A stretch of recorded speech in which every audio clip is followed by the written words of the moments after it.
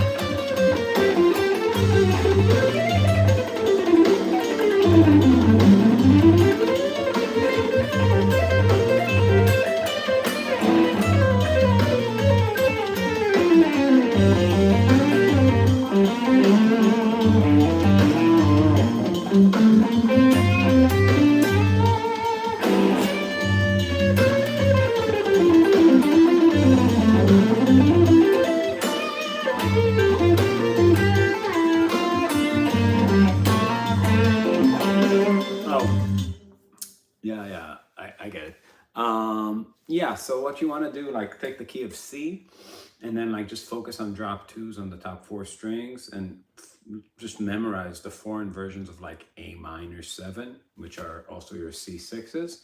So it's going to look like this. So A minor, kind of like an A minor cowboy chord with G on top, to this, to this, to this. It's the four inversions of like A minor drop 2, so it gives you like G on top, A on top, C on top, E on top, right? And then just stick the diminished chords that go with it, which are like the F diminished, which is also G sharp diminished, B diminished, D diminished, in between.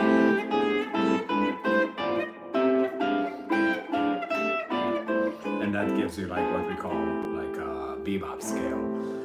And you know, you can use it like a 2-5-1. And then when you resolve, you can use those kind of, or like a minor 2-5-1. That kind of like 2 for the 1 sound, like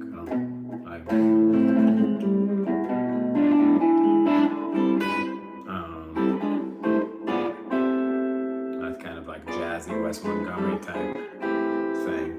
And you can do it on different sets of strings. The one thing I will tell you, I mean, I can't help you. You got to memorize these grips. You know, that's just elbow grease. That's just sitting there and doing it, because it's like the ballet of the fingers is something you have to internalize, and you have to do it slowly. But I will tell you that what really helps is practicing it short, like practicing stabbing at the chord like a pianist comps jazz, clank, as opposed to clank, right? You don't want to do it like a pop guitar player plays chords, to where you're holding down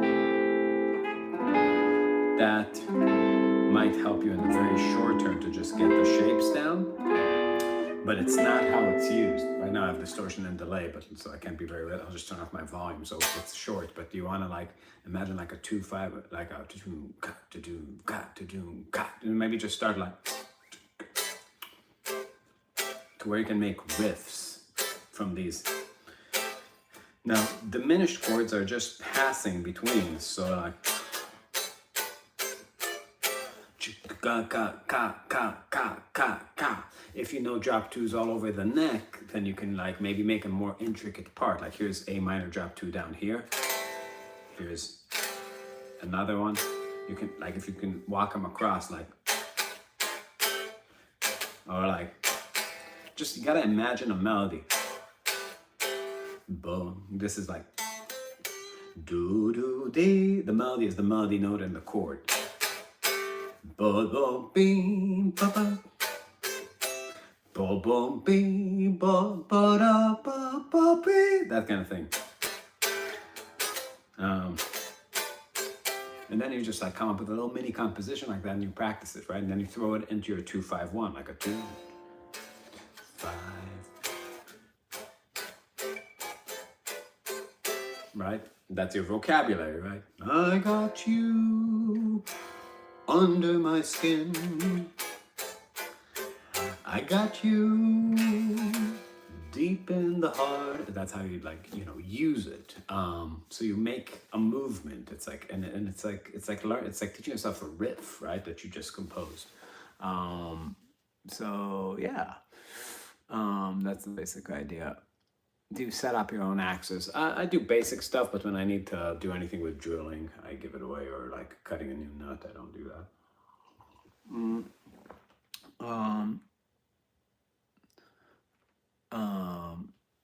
Yeah, glad to help, Mellow. That's the C. Yeah, that's the C. That's like the whatever Barry Harris, like the bebop scale. When it comes to having stuff to do on the, you know, Marvin, just wanted to say your videos are amazing. Thank you, I appreciate it. Our Patreon is even more amazing, which also has like monthly Zoom lessons where, you know, you just hang out and actually get to ask questions and have me criticize your playing and stuff in a group setting, which is a lot of fun.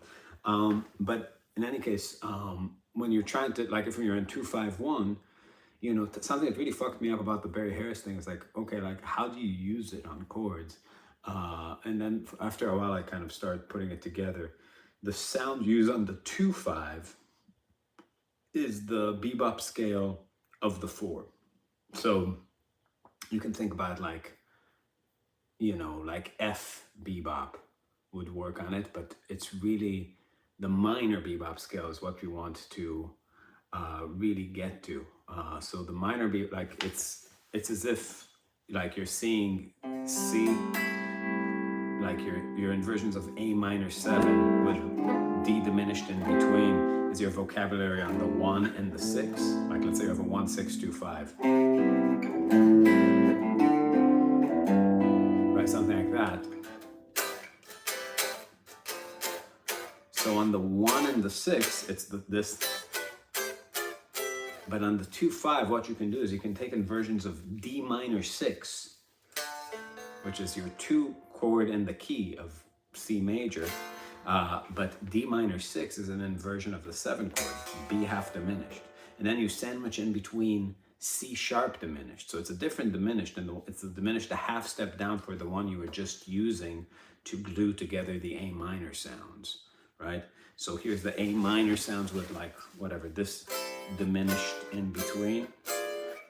But to get to your 2 and 5 sounds, you're using these kind of grips. Like this is B minor 7 5 5.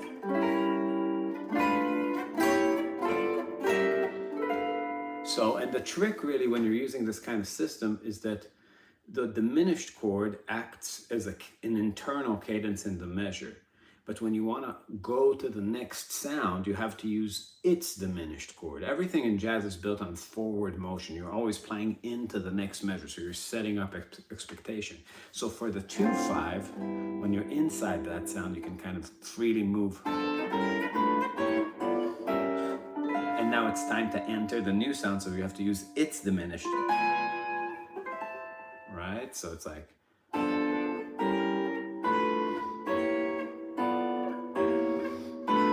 then to get to the C, right?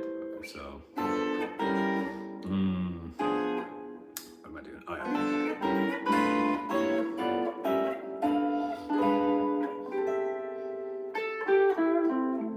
Right? That's the idea.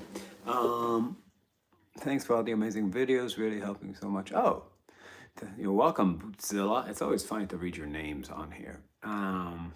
Imagine you are dying and God says to you, I created you a very successful violin virtuoso, but you have never tried to play the violin.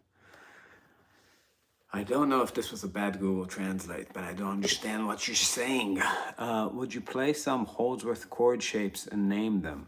One that I've really been digging, just close position shit for the, like if you're, like let's say you're playing Misty. Right? I know it's like Holdsworth doesn't play Misty, but like here's a 2/5 to A flat. Most people just play but I started messing with like close position chords, like Holdsworthy. This for the B flat. If I take off the root, right? It's nice voice leading. You get all this nice internal voice leading.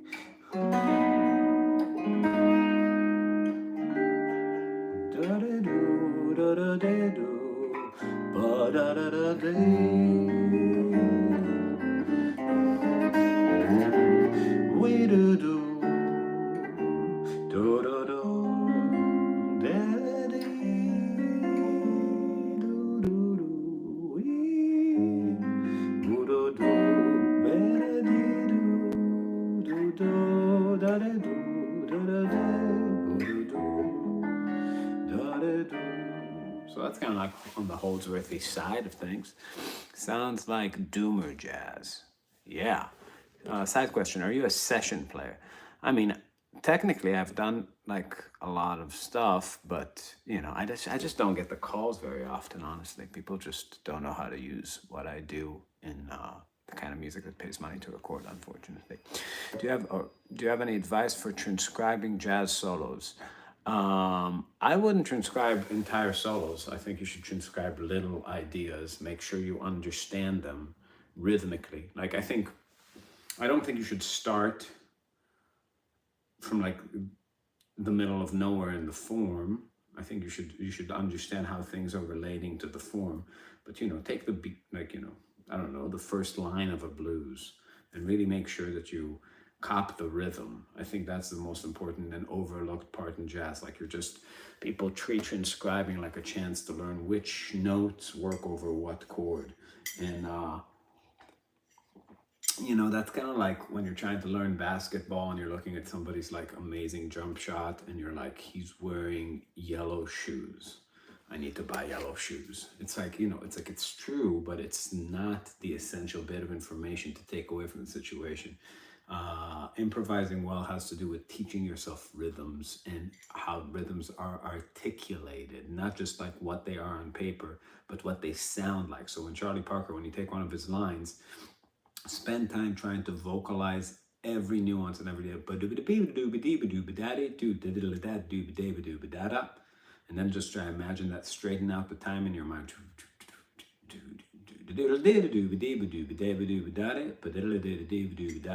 Right? And be able to like repeat that and then be able to put that into lines. Let's see. What are some jazz standards you recommend? And the ones you like. The problem is there's so much material, I'll never get around to it. So the only way that makes sense to navigate it is by what's exciting to you. Been following you and your music for a while now. It was giving fresh, informative. Thank you. Can you play Hotel California? I honestly can't. What's your right hand approach? It's a mix. I think I used to hate that answer, but probably because it was the truth. You want to teach yourself how to make the sounds you want with the right hand. The right hand determines more. It's not about being able to just play continuous rhythm. You want to be able to bring the lines to life in a very certain way, right? Like, to me, it's like the kind of music I listen to. I'm trying to always listen deeply to how rhythms are articulated. So, like if I'm doing a thing, it's my context. So I'm trying to, right?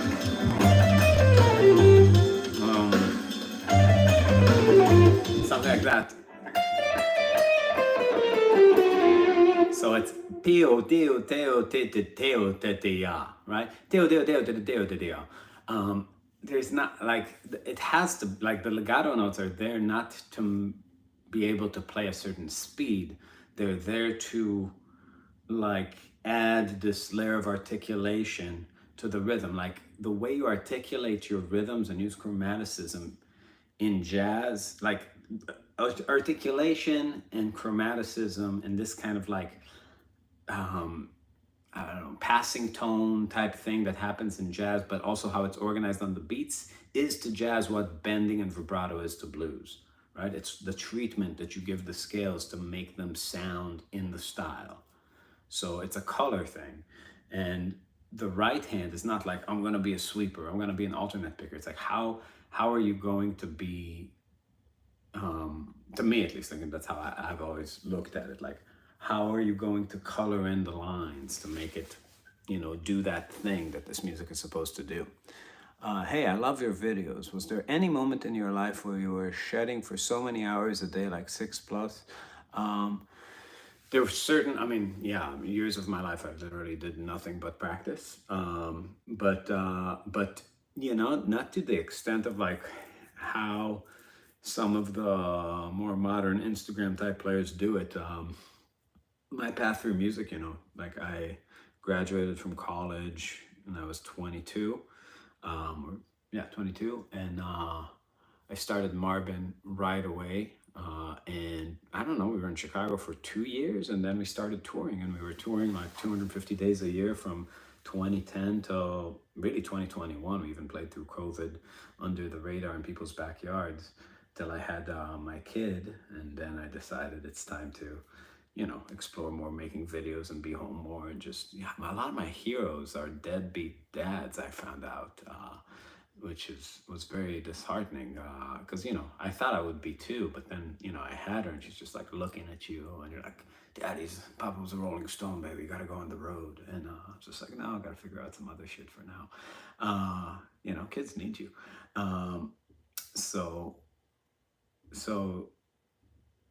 Yeah. But anyways, I digress. But yeah, I wouldn't say I was, like, technically that incredible when I started touring. It was just, but I played, like, I don't know, thousands of shows playing fusion all night. So you get a different kind of technical thing happening when that's your route through music, just like endless gigs. We play long gigs. We play, like, 3 to like 4 hours a night. And our music, just long solos, complicated stuff, and it was a whole other thing. Let's see. I hear incorporated bends and pull-offs in distinct places.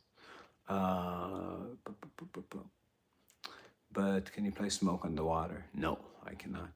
Guys, he is not here to play songs. He is given musical insight. It's okay. I don't, I was doing so much live feeding for so long on Facebook when my band was really, we caught a wave there. So my skin is so thick, it's impenetrable. Yeah.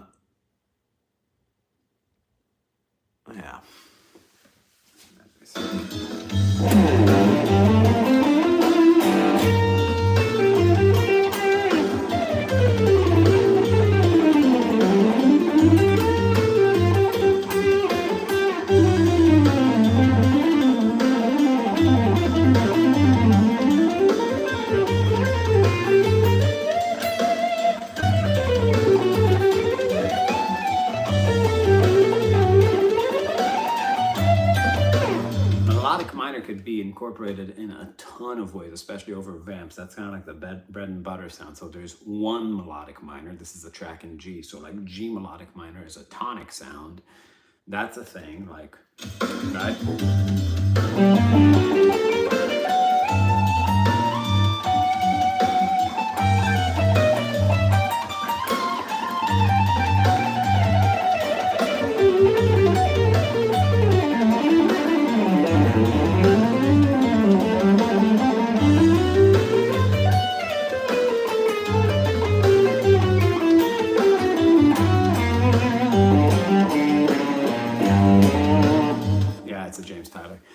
So that's one thing. Then you can do like melodic minor on a pretend 5 chord, and that's really where it gets more interesting. And you can do it on the pretend 5 chord of any of the harmonies that come out of the key that you're playing from. So like that track is a G Dorian track. So it's, right, it's leading, like whatever 5 chord I'm using leads back to G minor. But what I can do is like, I can ask myself, what are the tonic and subdominant chords in that key of G minor? So I have F major, that's my 1 chord in the key. D minor is my 6th chord. What are their sub 5s? So G flat 7 leads to F. So what's G flat Lydian dominant is D flat melodic minor, right? It's the 4 chord in D flat. I can use that, and then the ear is going to hear the resolution, want that resolution to the F major chord, which is a part of the chord family. So that's going to be sort of, again, it's out, but it's a nice sound. Like that's a very aggressive sound. D flat melodic minor on a G minor thing resolving to G Dorian. So it's a tritone away.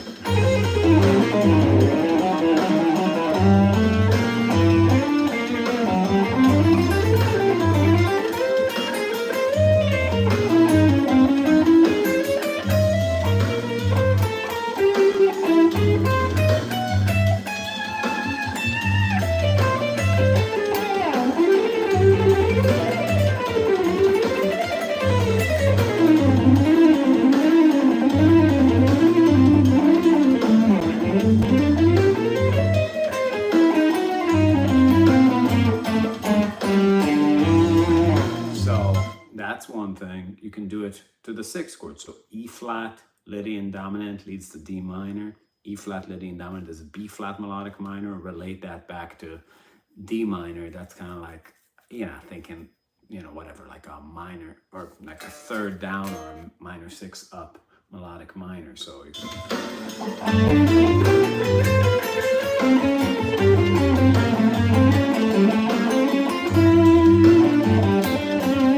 like playing altered, right? No, I'm going back to G minor. It's not like playing altered, forget that.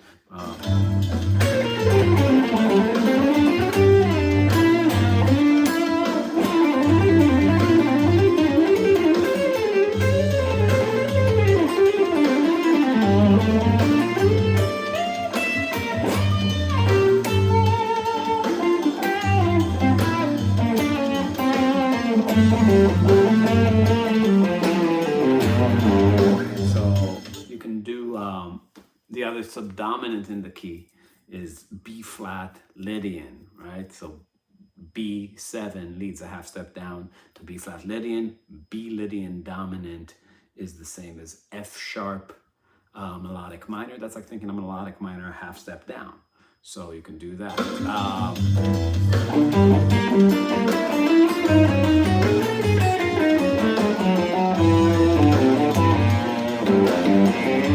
Hey, Jeff. Thank you.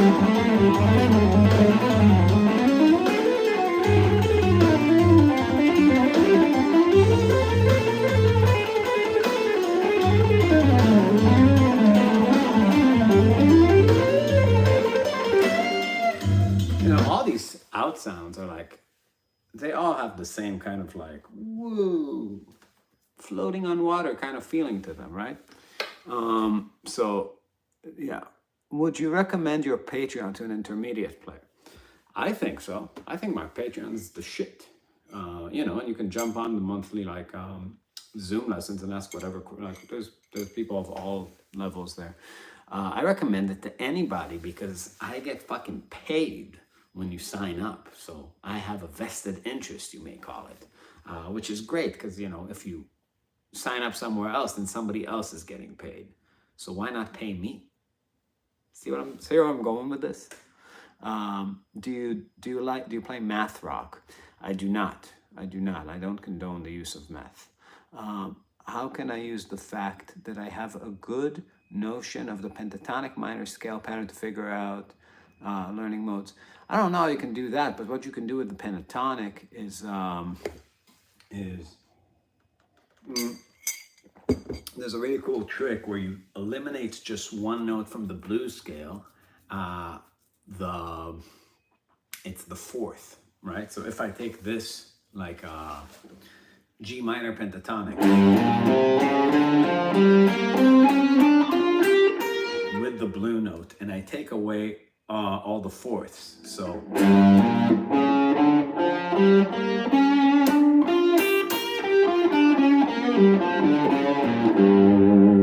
right, you hear that? And I take a look at what it gives me. I have the root. I'm going to call this the sharp 2, the sharp 4, the 5, and the flat 7. And this could be an oh shit moment because that's all inside symmetric diminished. All these notes. Here's half whole symmetric diminished. And here are these pentatonic notes. So I get 5 notes out of the 8 that are in symmetric diminished, like symmetric diminished, G symmetric diminished without the flat 2, without the 3, and without the 6.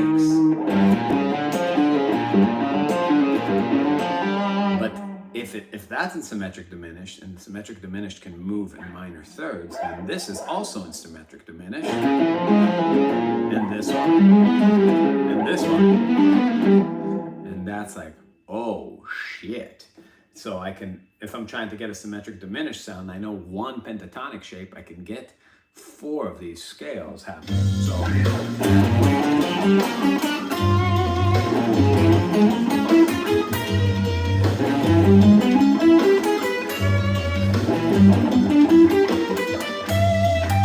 a lot of like Scott Henderson kind of lines.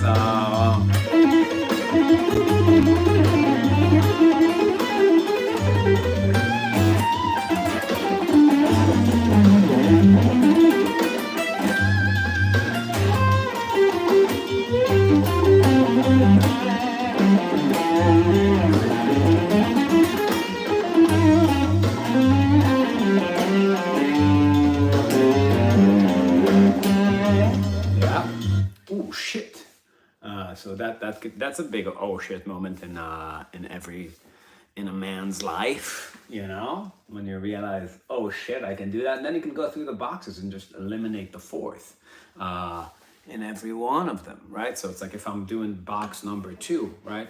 Here's my flat 3, here's my 4. Fuck that note, right? Yeah.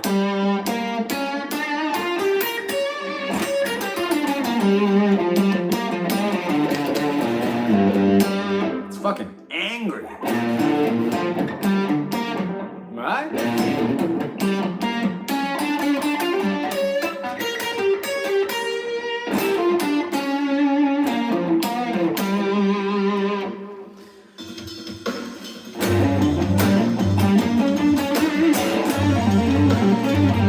And any shape you find, you can move in minor thirds.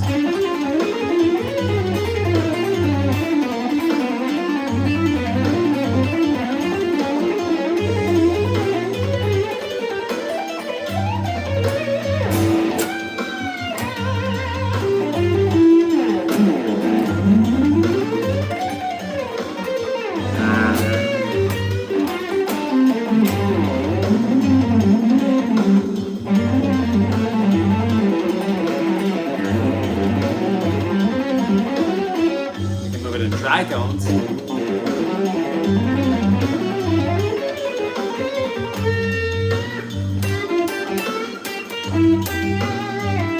So that's pretty cool. I don't know. That's a trick. It's a thing on guitar, you know?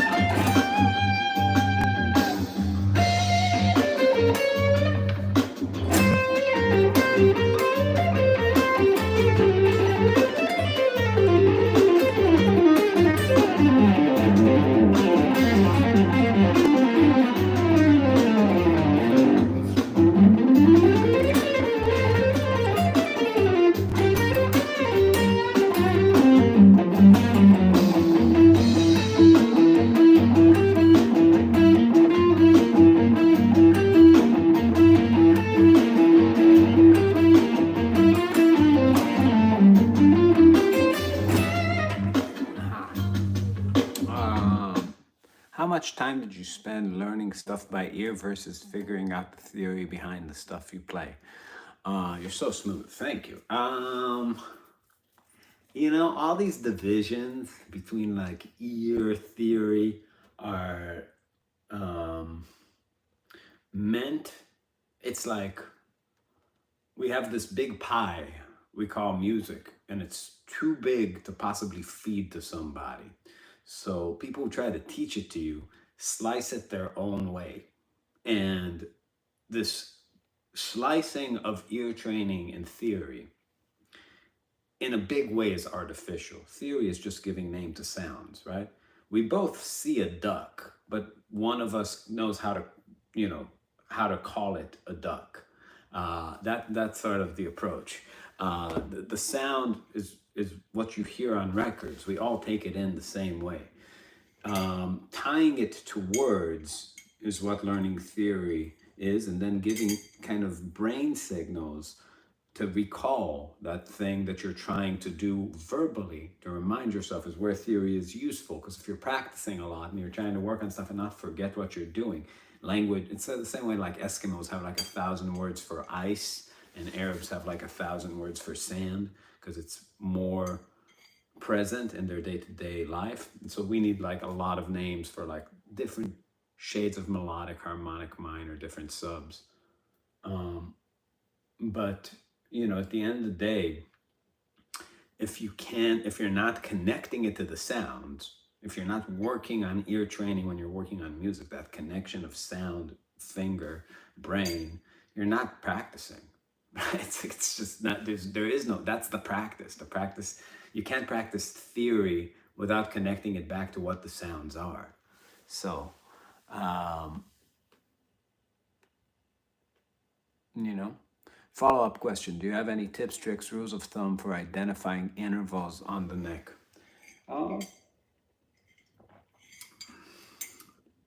It's something you can, you know, I wouldn't go too crazy with like, that's sort of something that works on itself. I don't know. Like if you do some serious practicing, if you practice scales and chords and grips and the actual units that make up the music you're improvising or listening to, then seeing the intervals is just kind of a necessary perspective, you know, and it will help. Hey Danny, thank you so much for this session. Could you talk a bit about your right hand picking? It's so relaxed, maybe just a couple of pointers.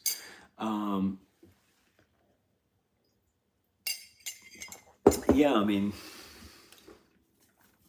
I have two techniques that I use. One is gypsy jazz, and one is like what I consider fusion strat playing, very little motion, very soft. You gotta listen to what it sounds like sort of with on the guitar without any amp.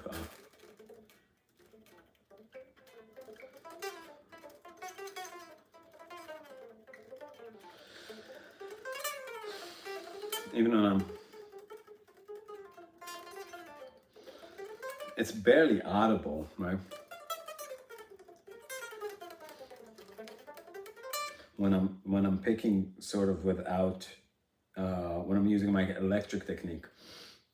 And that's the in-between part is what I had to like to start developing lately, just the way like you play like an arch stop or a 335 in between those types of pressure, because the gypsy jazz thing is really like,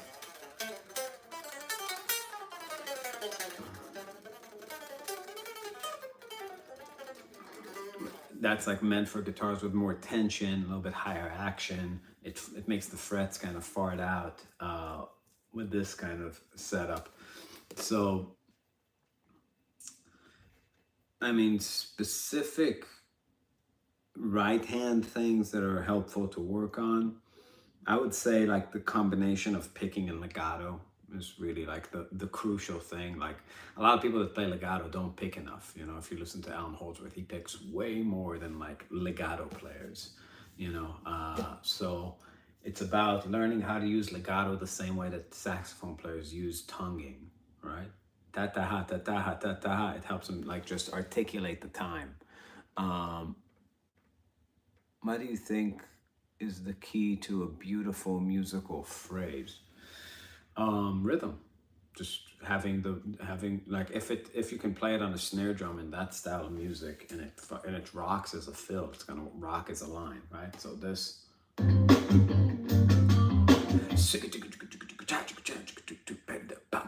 right?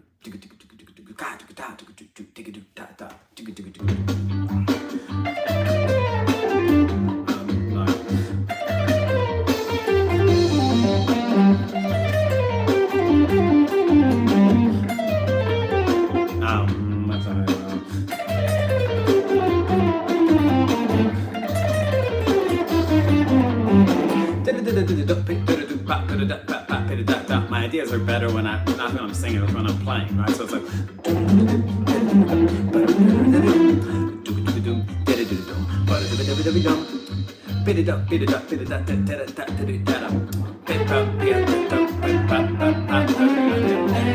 or maybe like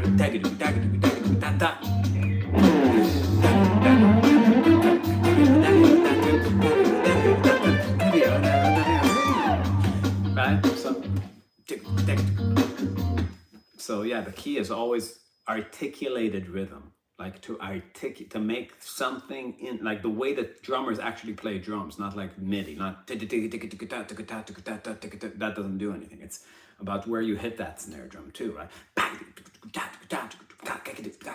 There's the human thing you put into the rhythm and selecting good rhythms. So yeah.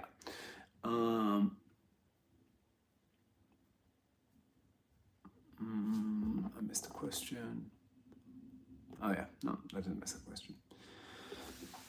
Yeah, that's my 2 cents on it anyways. There are lots of approaches.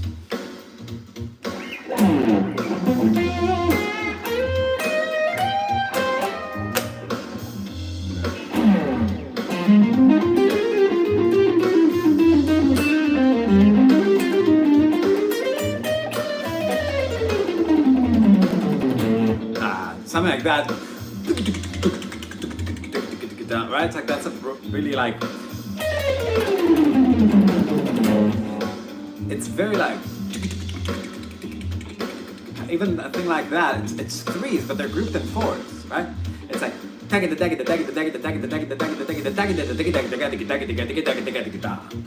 That's articulated, right?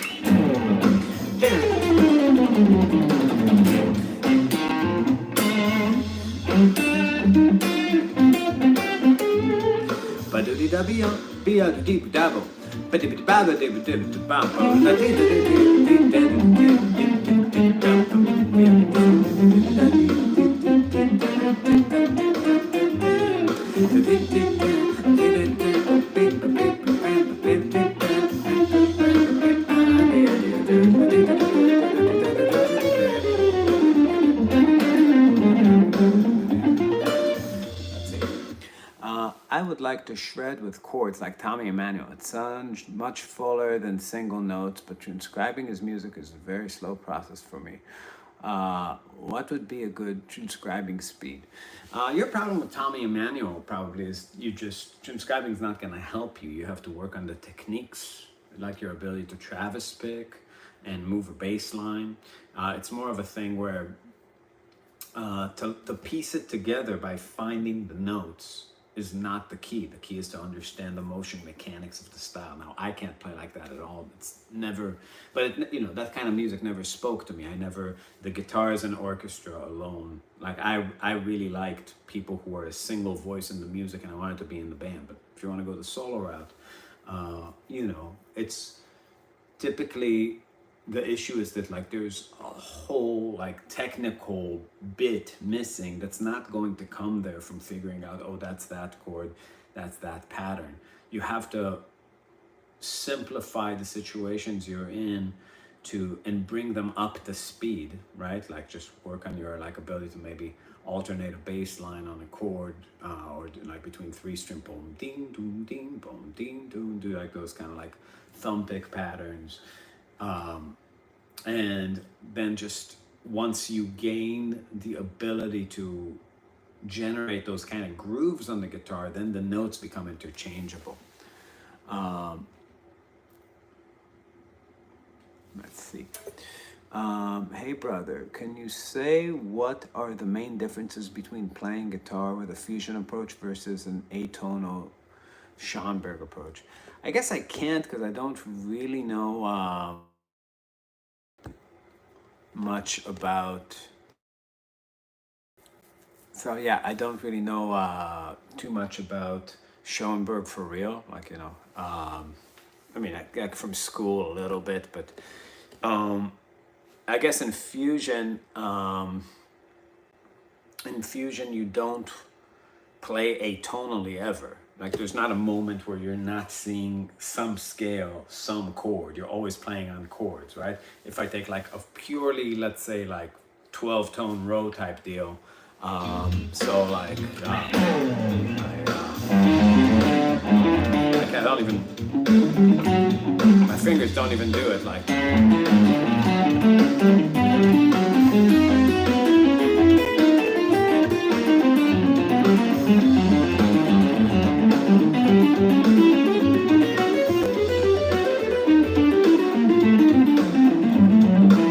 To me, like that shit like that just doesn't sound in the style at all.